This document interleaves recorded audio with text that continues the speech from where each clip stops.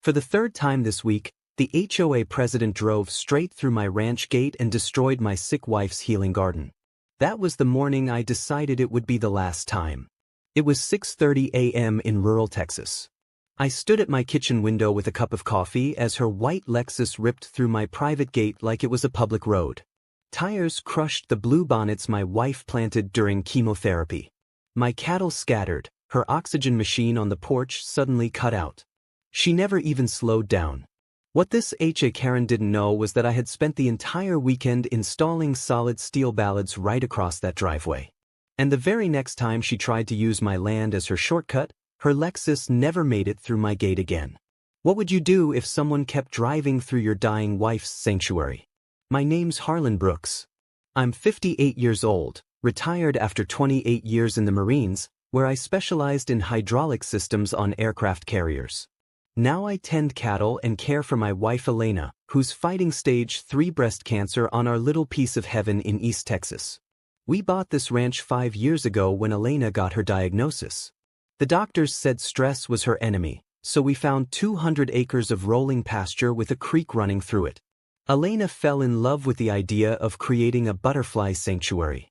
Native Texas wildflowers that would attract monarchs during their migration. On her good days between chemo sessions, she'd sit on our wraparound porch, oxygen tank beside her chair, watching those orange and black wings dance through her garden.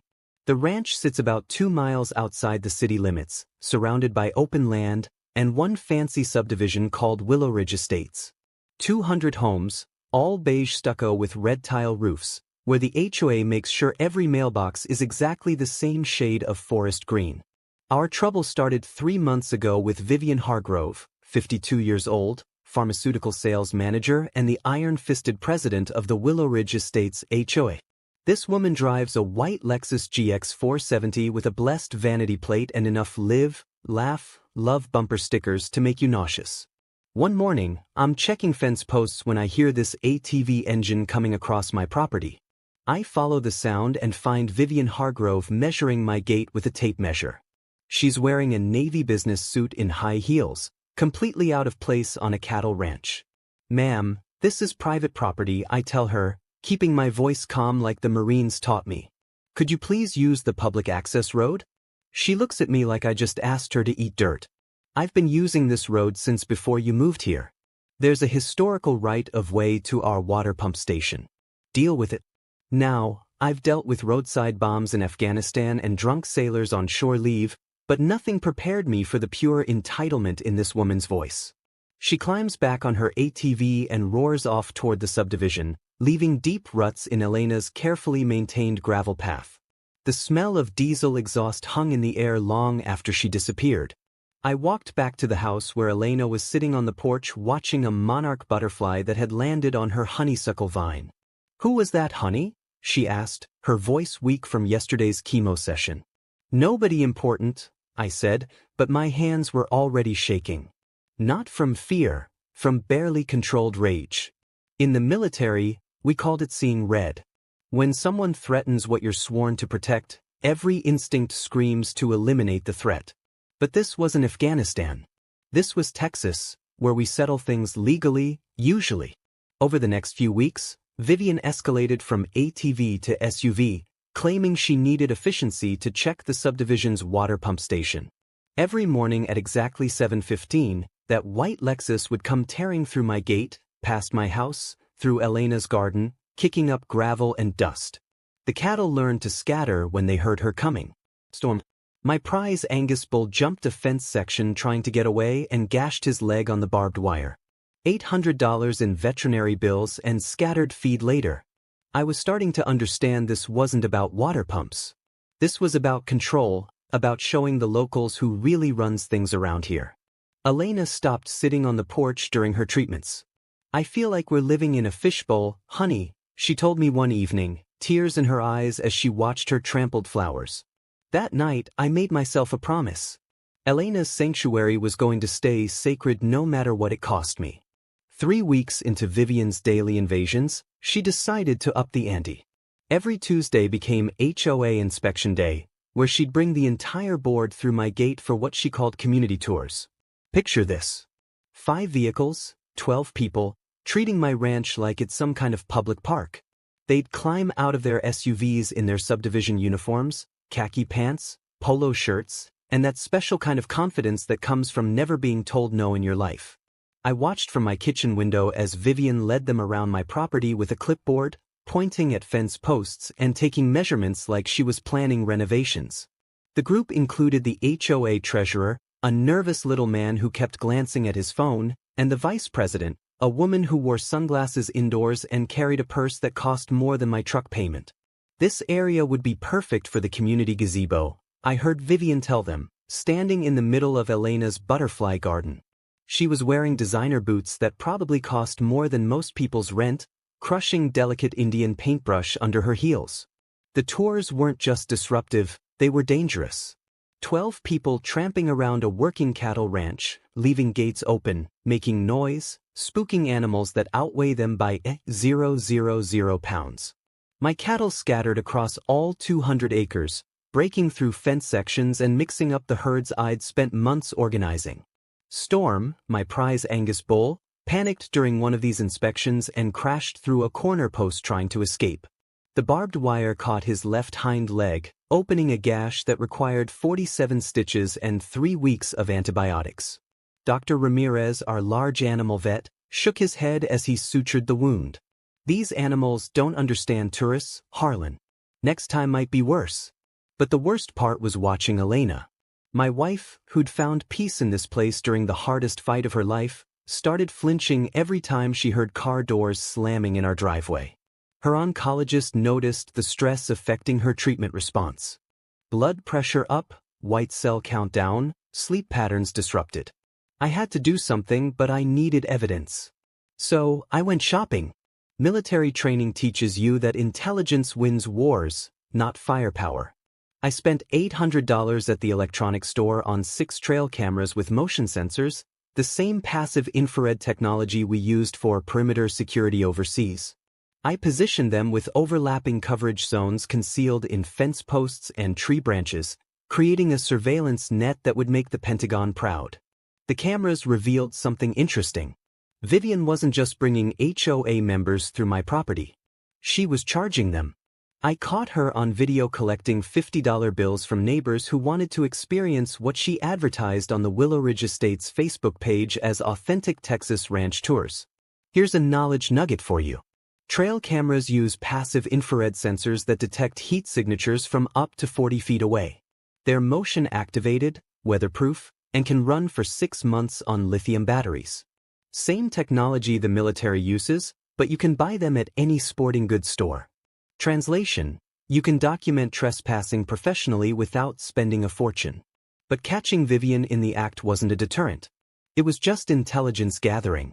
She spotted my cameras on her 3rd tour and actually smiled and waved at them. "Can't stop me from using my road," she called out like she was daring me to try. That evening, I sat at my kitchen table reviewing the footage on my laptop. 47 separate trespassing incidents in 3 weeks. Each one time-stamped and GPS tagged. I cross-referenced the dates with HOA meeting minutes that Vivian posted online, looking for patterns. The pattern was chilling. Every ranch tour happened exactly 1 day before HOA votes on rural property concerns. She was using my land to build political support for whatever scheme she had planned next. I called my Marine buddy Mike, who'd become a lawyer after his discharge.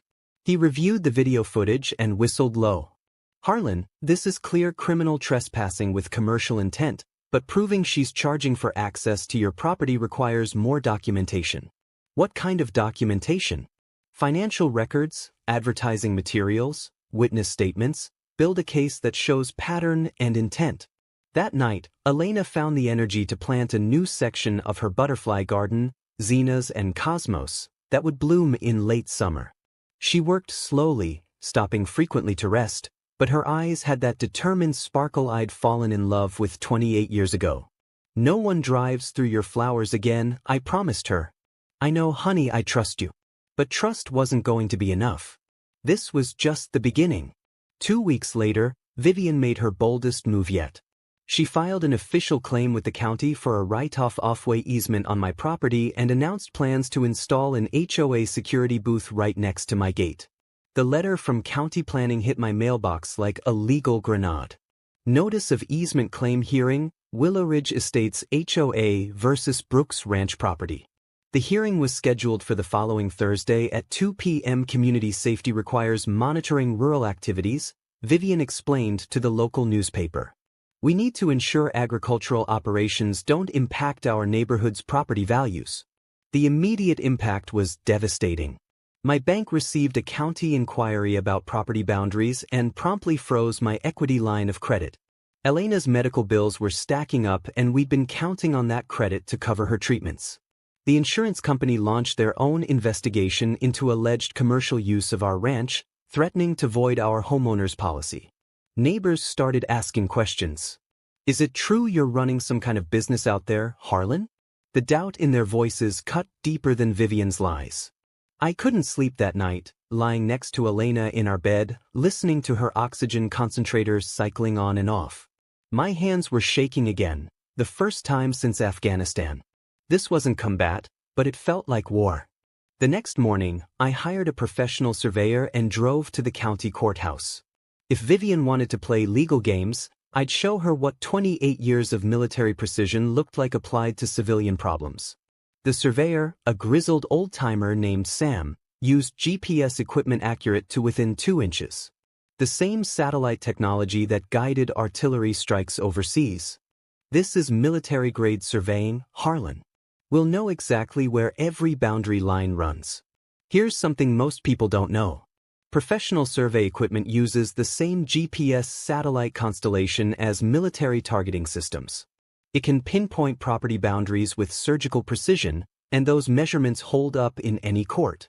Translation: when someone claims your land, get it surveyed professionally.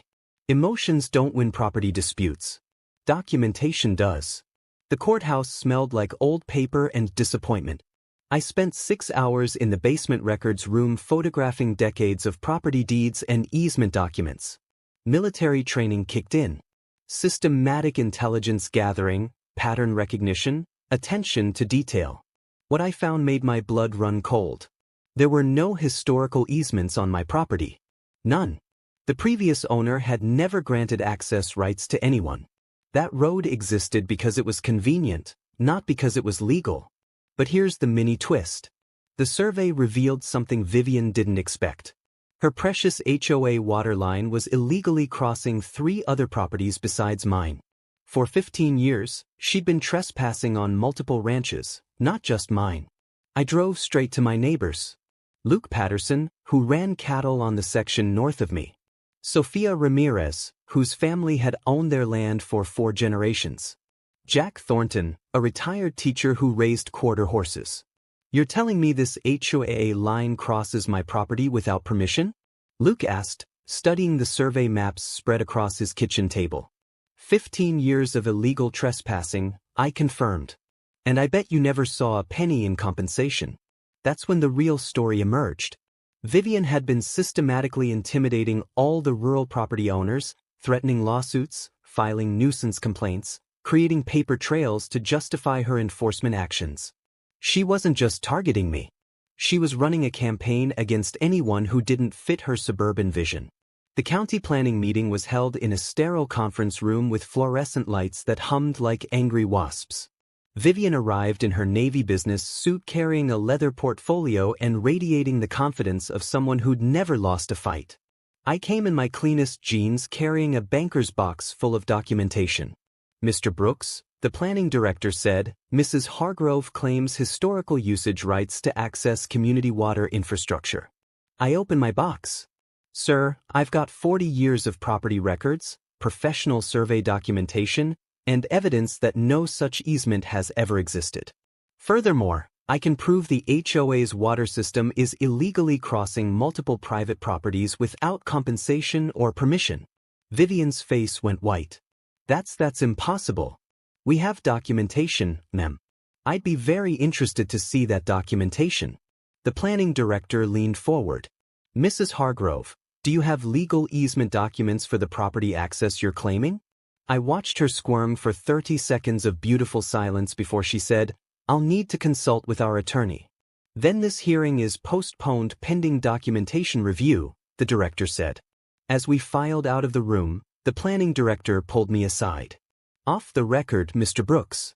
Her claim has no merit, but she's got political connections. Document everything." That night, Elena was strong enough to sit on the porch. We watched a pair of monarch butterflies dancing around her zinnia patch as the sun set behind our pastures. "How'd it go today?" she asked. "We're winning," I said. "But this isn't over." Vivian Hargrove didn't take losing gracefully.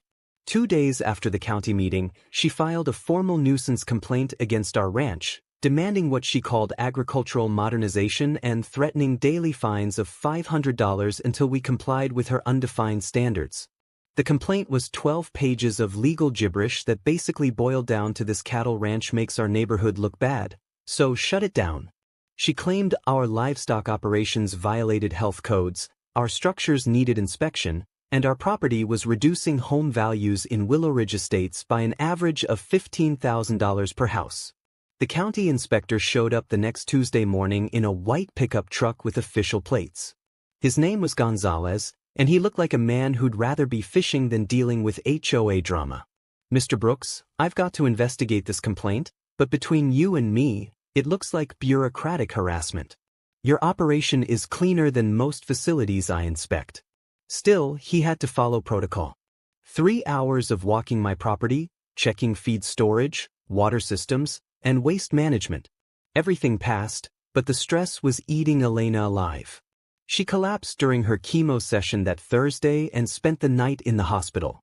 I sat in that plastic chair next to her bed, listening to monitors beep and watching for drips, making a decision that would change everything. The smell of antiseptic couldn't mask the scent of fear in that room. Fear that stress was winning the battle against cancer. That weekend, I drove back to the courthouse. 3 days in the records room, photographing every document I could find. Military intelligence training from Afghanistan applied to Texas property law. I was looking for patterns, inconsistencies, anything that would explain Vivian's confidence. Here's what most people don't understand about public records. They're public for a reason. Property deeds, permit applications, tax records, it's all there if you know how to look. I spent 72 hours learning the paper trail of my own neighborhood. And that's when I found the smoking gun. The original water easement that Vivian claimed gave her access rights had expired in 1987. Expired as in no longer valid, no longer legal.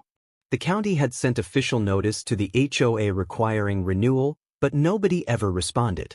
The legal department assumed compliance and never followed up. For 15 years, Vivian Hargrove had been trespassing on my property and 3 others, operating an entire water system on expired permits. She was running a sophisticated criminal enterprise, and she probably didn't even realize it. Here's a knowledge nugget that could save your property. Easements aren't permanent unless specifically written that way. Most utility easements require periodic renewal, and if they expire, the property owner can revoke access. Always check the original documents. Translation: just because someone's been using your land doesn't mean they have the legal right to keep using it. I called my lawyer buddy Mike and read him the findings over the phone. "Harlan, this is bigger than trespassing. Document forgery is a federal crime when it involves property rights. If she's been falsifying easement documents, we're talking fraud charges." I spent the next week gathering evidence from my neighbors. Luke Patterson had his own horror stories. Sophia Ramirez showed me threatening letters about agricultural compliance. Jack Thornton had photographs of Vivian's people measuring his horse pastures without permission. The pattern was undeniable. Vivian wasn't just an entitled HOA president. She was systematically targeting rural property owners to force them into compliance or buyouts. This was economic warfare disguised as community development. My trail cameras captured something interesting during this investigation phase. Vivian's husband, a quiet man who worked for the county water department, came to my gate at midnight on a Wednesday. He stood there for 20 minutes studying my fence posts and gate structure, taking measurements with a tape measure. The mini twist came the next morning. I was reviewing the footage when my phone rang. Unknown number, but I answered anyway. Mr. Brooks, this is Ethan Hargrove, Vivian's husband. I need to talk to you about what, sir? About documents my wife has been creating. I think you should know what you're really dealing with. We met at a diner in town away from both our neighborhoods. Ethan Hargrove looked like a man carrying a heavy burden. He slid a manila folder across the table. These are copies of the original easement documents from 1987. The real ones. What Vivian has been showing the county. Those aren't legitimate. Inside the folder were photocopies of the actual expired easement, the county's renewal notice, and something that made my coffee taste like ash.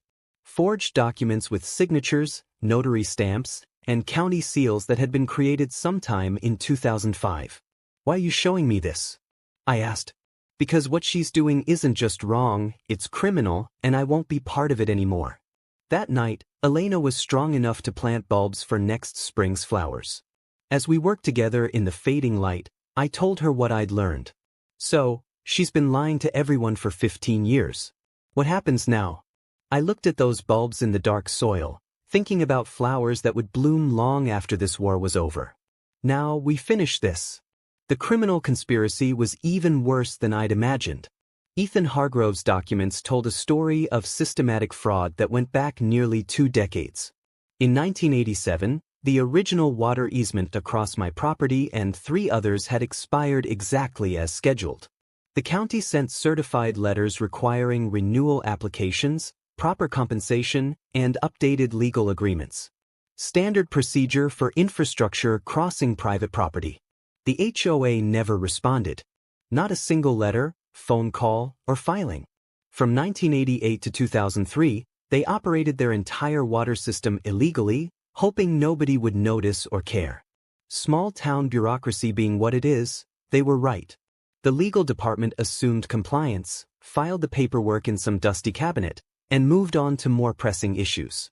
Then in 2004, Vivian Hargrove became HOA president, smart woman, pharmaceutical sales background, understood how systems worked. She discovered the expired easement problem during a routine audit and realized her entire community was vulnerable to water shutoffs if property owners ever figured out the truth. So, she solved it the criminal way.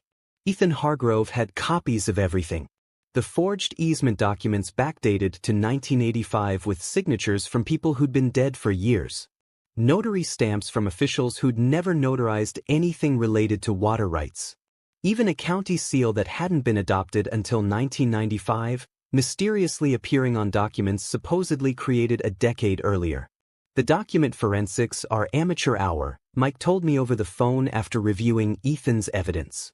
Digital printing on papers supposedly from 1985. Photocopied signatures. Notary seal from someone who died in 1990. Any federal investigator would spot this in 5 minutes. But here's what made it a sophisticated criminal enterprise. Vivian had done this on 3 other properties besides mine.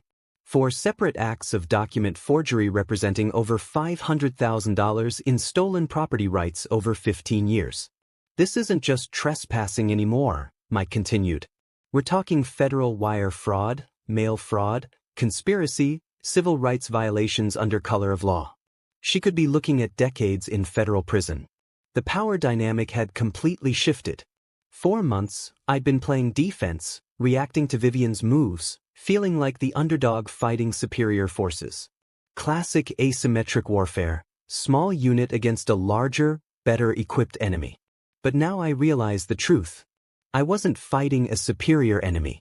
I was dealing with a criminal who'd been running a bluff for 15 years, hoping nobody would call her on it. Ethan Hargrove's revelation changed everything. She's convinced herself the forgeries are legal because they've been unchallenged for so long. That's her weakness. She thinks she's untouchable. The psychological profile made sense.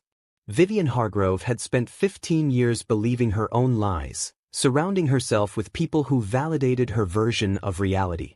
She'd never faced serious opposition because small-town property owners don't usually have the resources to fight HOA legal teams. But she'd never dealt with a marine engineer who specialized in finding weak points in complex systems. I spread Ethan's documents across my kitchen table, studying them with the same attention I'd once applied to roadside bomb patterns. Signatures, dates, notary seals, paper stock, printing methods. Everything told a story if you knew how to read it. Elena joined me at the table, her oxygen tank humming softly beside her chair. Even weakened by chemo, her mind was sharp as ever. She's been stealing from everyone, Elena said, tracing the timeline with her finger. 200 families paying water bills for stolen access. For property owners losing rights they never gave up. How much money has she taken? I did the math. Average water bill increase over 15 years, multiplied by 200 homes, factored for infrastructure costs that should have been properly negotiated. Conservative estimate $1.8 million in fraudulent charges. This isn't just about our ranch anymore, I told Elena. This is about justice for an entire community. The legal strategy crystallized in my mind like a tactical plan coming together. Document the fraud, expose it publicly, coordinate with law enforcement, and make sure the evidence was so overwhelming that Vivian couldn't lie her way out. But first, I needed to set the trap because I had a feeling that when Vivian realized her criminal empire was crumbling, she'd make one final desperate move. And I wanted to be ready for her. Military operations succeed through planning, preparation, and precision execution. Vivian Hargrove was about to learn what happens when you declare war on a marine engineer who specializes in hydraulic systems. My first call was to a security contractor in Houston who specialized in embassy protection vehicle barriers specifically. The technology that protects American diplomats in hostile territories was available to Texas ranchers who could afford it. You want Bollards that'll stop a Lexus SUV at 15 miles per hour?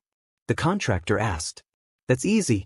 Question is, you want them damaged or destroyed? Completely disabled, I said, but legal. I want documentation that proves they were warned and chose to ignore it. The system he designed was beautiful in its simplicity. 2 steel Bollards 6 in diameter, hydraulically operated, designed to retract flush with the ground when deactivated.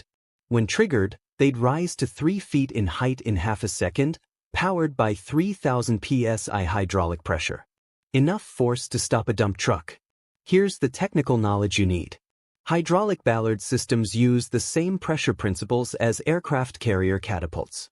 Compressed fluid in a closed system creates tremendous mechanical advantage. A small pump can generate enough force to destroy any civilian vehicle. Translation: the technology that protects embassies worldwide can protect your private property, too. The sensor system was equally sophisticated. Weight-detecting pressure plates embedded in the road surface, calibrated for vehicles over 3,000 pounds traveling faster than 5 miles per hour. Motion sensors provided backup detection, and everything fed into a central controller with remote override capability. Total cost, $12,000 installed. About what I'd been spending annually on Vivian's property damage. But the physical trap was only one element of the strategy. I needed legal documentation that would stand up in federal court. Mike connected me with a prosecutor friend who specialized in white-collar crime. Alexandra Torres had spent 10 years with the FBI Financial Crimes Unit before moving to Texas. She reviewed Ethan Hargrove's evidence and whistled appreciatively. This is the cleanest document forgery case I've seen in years. Federal prosecutors love slam dunks like this. I filed comprehensive complaints with the county sheriff, district attorney, state attorney general, and FBI field office. Each package included the same evidence: original expired easements, forged documents, financial analysis, victim statements, and property damage documentation. The investigation timeline coordinated perfectly with Vivian's schedule. Every spring, the HOA held its annual water system inspection, inviting county officials, board members, and residents to tour the infrastructure, public relations exercise to justify their management fees. This year's inspection was scheduled for April 15th, perfect opportunity for maximum exposure. I recruited allies systematically. Luke Patterson, Sophia Ramirez, and Jack Thornton, the other property owners affected by Vivian's fraud. The local veterans organization who'd been looking for a good fight since the VA hospital controversy. Our County Ranchers Association, always eager to oppose suburban development pressure. Alexandra Torres arranged for federal investigators to monitor the situation. We can't arrest her until she commits a federal crime in our presence.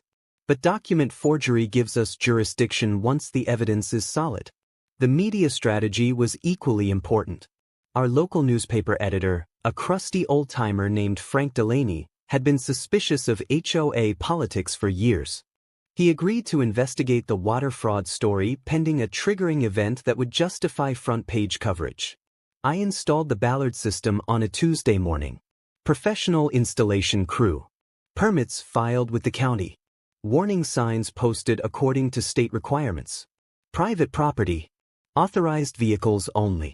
Security measures in place. The Bollards were invisible when retracted. Just 2 circular covers flush with the gravel road. But the control system in my house showed their status on a laptop screen. Sensors active. Hydraulic pressure nominal. High-resolution cameras covered every angle. Motion activated. Infrared capable. 4K video with audio recording.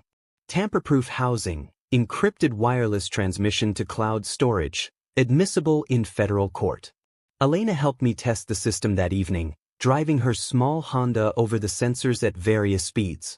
Below 5 miles per hour, nothing happened. The Bollards stayed down.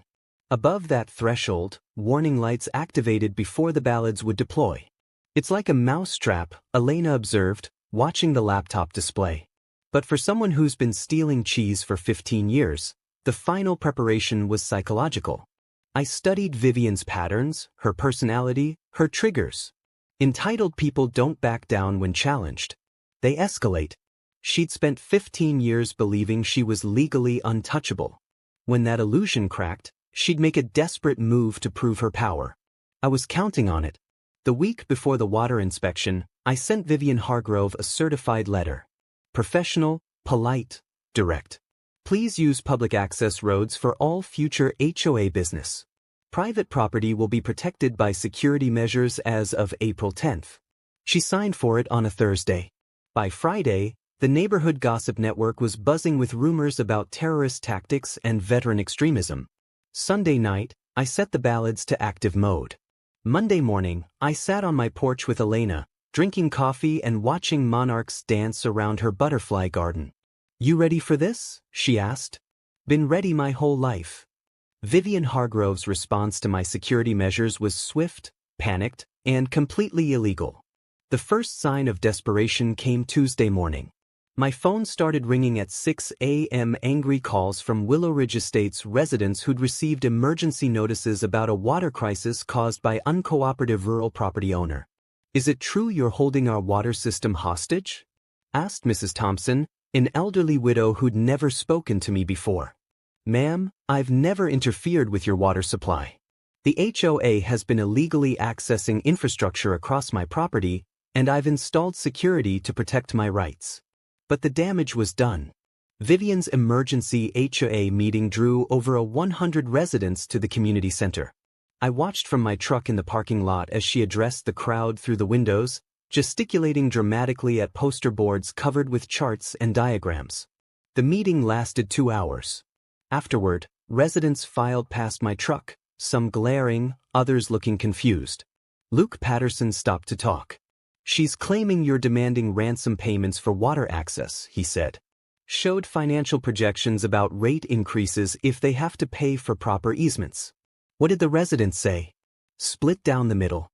Half believe her sob story, half are asking why they never knew about easement issues before. That afternoon, Vivian escalated to direct threats. A certified letter from a Houston law firm demanded for immediate removal of illegal barriers. The language was aggressive, threatening $2 million in damages for intentional interference with community infrastructure. The letter claimed I was violating federal interstate commerce laws, state utility regulations, and county emergency access requirements. Pure legal gibberish, but intimidating enough to scare most property owners into compliance. Mike read the letter and laughed. This attorney has no idea what his client's really done. He's threatening federal action against someone who's documented federal crimes by his client. But the real escalation came Thursday night. My trail cameras caught Vivian's husband, Ethan, creeping around my gate at 2 a.m. examining the Ballard installation with a flashlight. He spent 20 minutes measuring, photographing, and testing the sensor zones. Friday morning brought the mini twist I'd been expecting. Ethan Hargrove called my cell phone directly. "Mr. Brooks, I need to warn you about something. Vivian's planning to sabotage your security system during the water inspection Monday. She's hired people to disable it." "What kind of people?" "Men with tools. She's convinced the residents that your barriers are illegal and she's planning to remove them in front of everyone as a demonstration of community action." This was perfect. Conspiracy to commit vandalism, destruction of property, criminal mischief, all federal crimes when committed to further an existing fraud scheme. "Ethan, why are you telling me this?" "Because I filed for divorce yesterday. I won't be part of her criminal enterprise anymore." I immediately called Alexandra Torres, the federal prosecutor. She was fascinated by the development. Conspiracy to destroy evidence in a federal investigation. That's obstruction of justice. We can arrest her the moment those tools touch your property. Saturday morning, I upgraded the security system. Additional cameras, motion sensors, and a direct emergency line to the sheriff's department. If Vivian wanted to commit federal crimes in front of witnesses, I'd document every second. The psychological pressure was getting to her. Social media posts became increasingly erratic. Friday evening, she live-streamed a rant about rural extremism threatening family safety. The video went viral on the neighborhood Facebook groups, but not in the way she expected. Comments poured in questioning her version of events. Why wasn't easement renewal handled properly? What documentation exists for these access rights? How much has this cost us over the years? Her responses became defensive. Then angry, then desperate. "You people don't understand legal complexities. I've been protecting this community for 15 years while ungrateful residents question my expertise." Sunday afternoon brought the final escalation. Vivian organized what she called a convoy for community water rights. 15 HOA vehicles planning to drive through my ranch simultaneously during Monday's inspection. She announced the plan on Facebook Live. "Tomorrow we're going to demonstrate that no one threatens our community's water supply. Rural extremists need to understand that 200 families won't be intimidated by one angry veteran." The video revealed everything I needed to know about her mental state. Rapid speech, defensive posture, increasingly wild accusations. This wasn't strategic thinking. This was panic. Alexandra Torres watched the live stream from her office. She's going to commit multiple federal crimes on camera in front of witnesses while live streaming the evidence. I've never seen a cleaner criminal case. That evening, Elena and I sat on the porch, watching her butterfly garden bloom in the fading light. Monarchs were arriving for their spring migration, just like she'd planned. "Tomorrow's going to be interesting," she said. "Tomorrow's going to be justice." Monday morning arrived with the crisp clarity that only comes before a perfect storm. Vivian Hargrove was about to stage the most spectacular criminal confession in Texas legal history. Her convoy assembled in the Willow Ridge Estates parking lot at 9 a.m. 15 vehicles ranging from soccer mom SUVs to pickup trucks borrowed for the occasion. Vivian had recruited not just HOA board members, but residents convinced they were fighting for their water rights. I watched through binoculars from my porch as she addressed the group like a general preparing for battle. She'd hired what she called a security consultant, a man in tactical gear who looked like he'd been rejected from every legitimate security company in Houston. The plan, according to her continued Facebook live streaming, was simple. Drive through the ranch en masse, overwhelm any security systems through sheer numbers, and physically remove the Bollards with crowbars and power tools. "We're going to show this rural extremist that community rights supersede individual property claims," she announced to her phone camera. 200 families deserve water. More than one selfish veteran deserves privacy.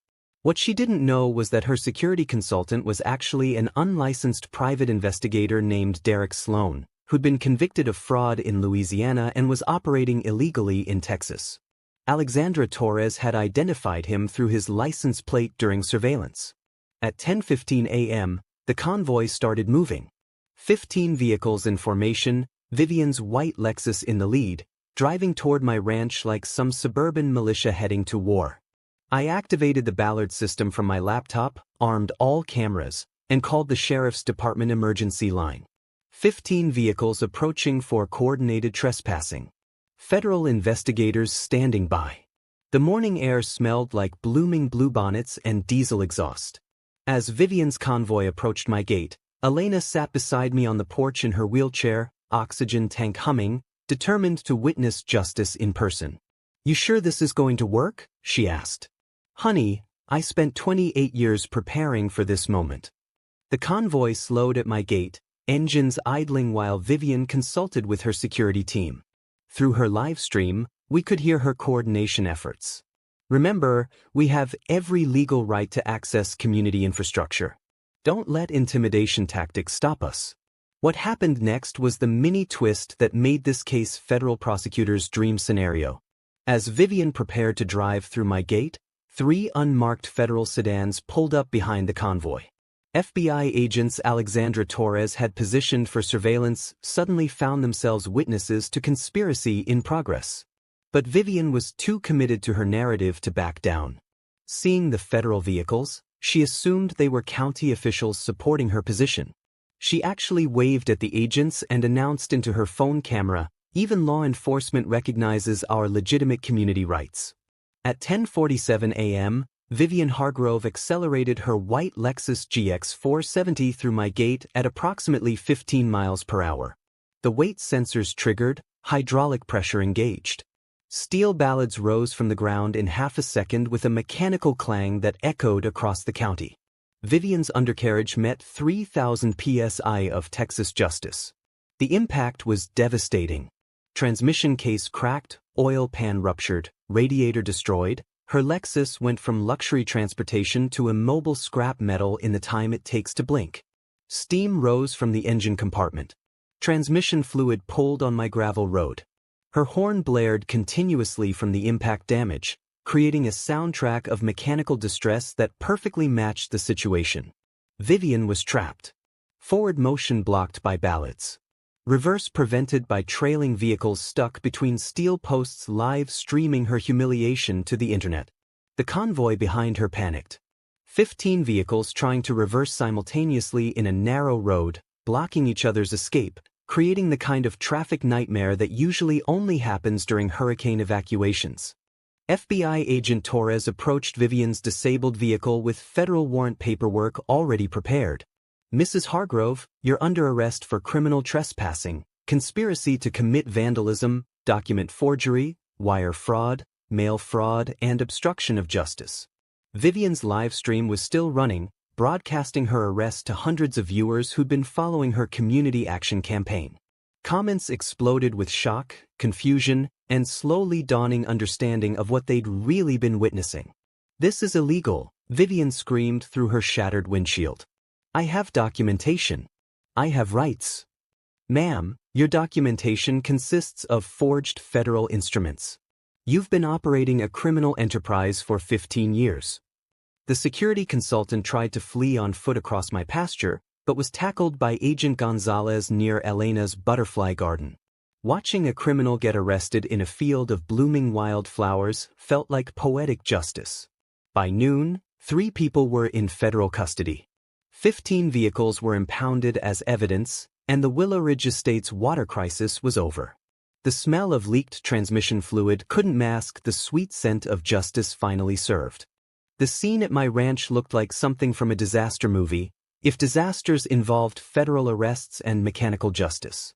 Vivian Hargrove's white Lexus sat disabled between my steel ballads like a monument to criminal stupidity.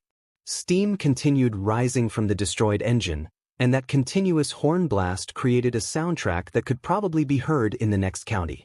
Transmission fluid spread across the gravel in an abstract art pattern that would make Jackson Pollock proud. Within minutes, my ranch became the center of a law enforcement convention. 3 FBI vehicles, 2 county sheriff cruisers, 1 state police unit, and a tow truck that would need heavy-duty equipment to extract Vivian's vehicle from its steel trap. But the real audience was growing by the minute. Word spreads fast in rural Texas, especially when it involves federal arrests and mechanical carnage.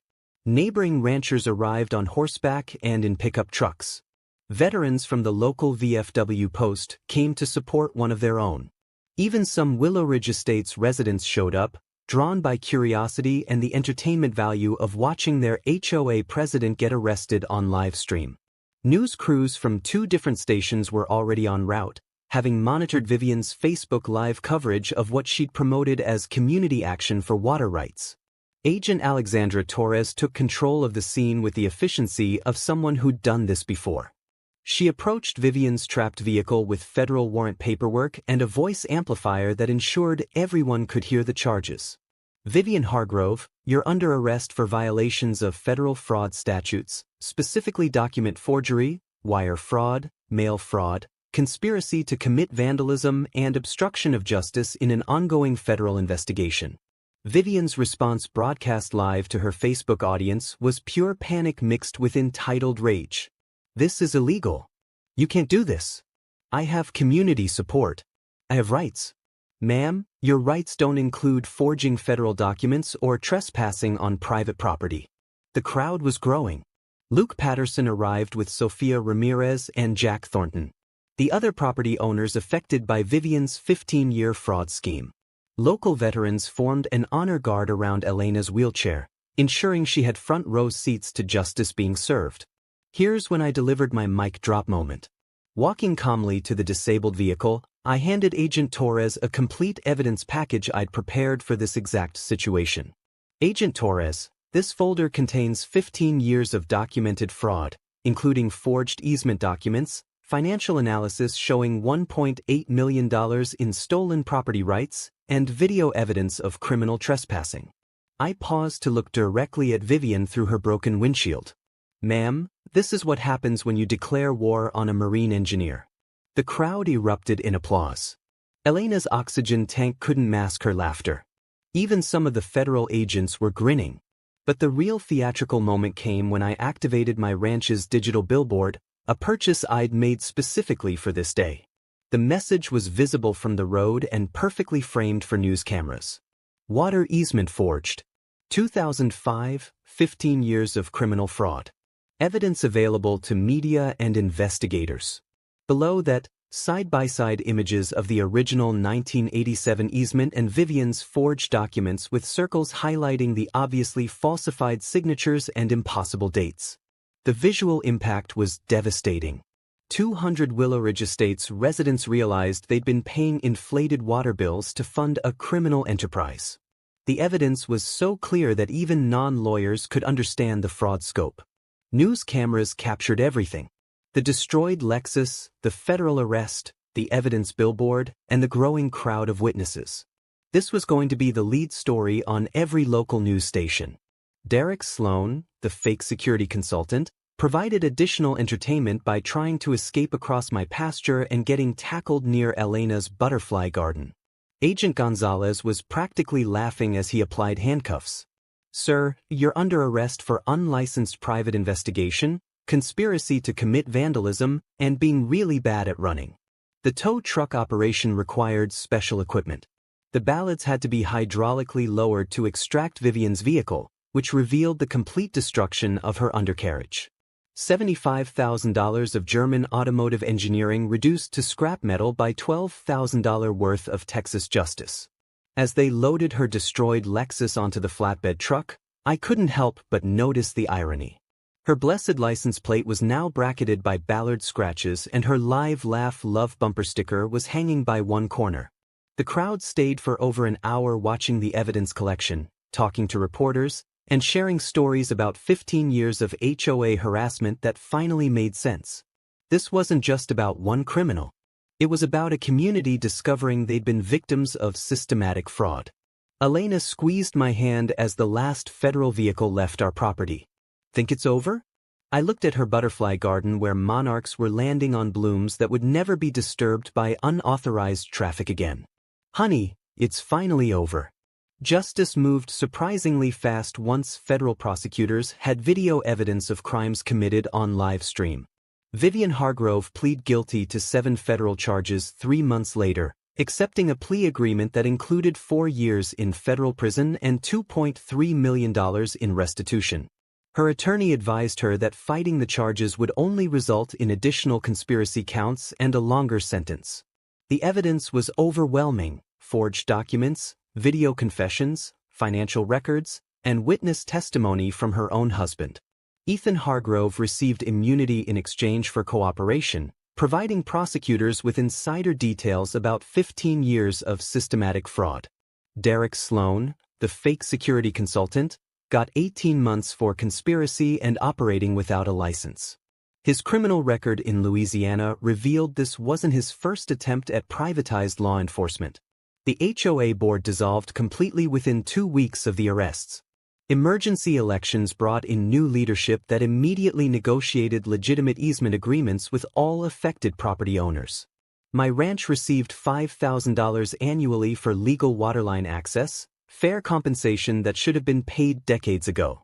The class action lawsuit representing 200 Willow Ridge Estates residents settled for $1.8 million, recovering 15 years of overcharges for fraudulent infrastructure costs. Each family received approximately $9,000 plus legal fees covered by Vivian's seized assets. Elena's medical bills, which had been mounting during the stress of our legal battle, were completely covered by donations from the Veterans Organization and settlement overflow funds. Her oncologist reported that removing the stress dramatically improved her treatment response. My Ballard system became a neighborhood attraction. Property rights attorneys from across Texas visited to study the installation, and I started consulting part-time with other property owners facing HOA harassment. Turns out there's a market for military precision applied to civilian property defense. The Spring Water Festival launched 6 months later, funded by settlement money and designed to celebrate legal water access and community cooperation. Elena's Butterfly Garden became the festival centerpiece, attracting monarch researchers from the state university who established a permanent observation station. The festival also served another purpose: education. Displays explaining property rights, easement law, and document authentication helped residents understand how they'd been victimized and how to prevent future fraud. Relations between rural and suburban residents improved dramatically once everyone understood the real story. The new HOA leadership partnered with local ranchers for educational programs, connecting suburban kids with agricultural heritage and environmental conservation. Elena's health improved remarkably with the stress removed from our lives. Her cancer entered remission 8 months after Vivian's arrest, and her butterfly garden expanded to cover 3 acres of native Texas wildflowers. Fighting for our home brought us closer than 20 years of peace, she told me one evening as we watched monarchs dancing in the sunset. The legal victory established important precedent for property rights in Texas. Agricultural properties now had stronger protection against fraudulent development pressure, and HOA power was limited by stricter oversight requirements. But the most important outcome was personal. Our ranch remained the healing sanctuary Elena needed during her cancer battle. The butterfly garden flourished undisturbed, attracting monarch migrations that brought joy during her darkest treatment days. From surplus settlement funds, we established the Ranch Rights Legal Defense Fund, providing free legal aid for veterans and rural property owners facing HOA harassment or predatory development pressure. The fund prevents others from suffering the intimidation and financial pressure we'd endured. Mike, my Marine buddy turned lawyer, became the fund's managing attorney, specializing in property rights cases with military precision and veteran determination. 6 months after the arrests, I received a handwritten letter from federal prison, Vivian Hargrove, expressing remorse and requesting forgiveness for the pain she'd caused Elena during cancer treatments. I showed the letter to Elena, who read it thoughtfully before responding. Forgiveness is for our healing, not her redemption. I forgive her, but consequences remain. The Ballards are still active, though they've never needed to engage again. Word spreads quickly in rural communities about what happens when criminals target the wrong ranch. But that's not the end of the story. 3 months later, another Karen from the next county tried to claim mineral rights under our land, armed with similarly fraudulent documentation and entitled attitude. Big mistake. If you've got an HOA nightmare story, share it below. I read every comment and respond to questions about property rights defense. And hit subscribe because these Karens never learn, and And apparently neither do I. The Ranch Rights Legal Defense Fund is always looking for new cases where military precision can serve civilian justice. Remember, your property rights are worth fighting for, and documentation beats intimidation every single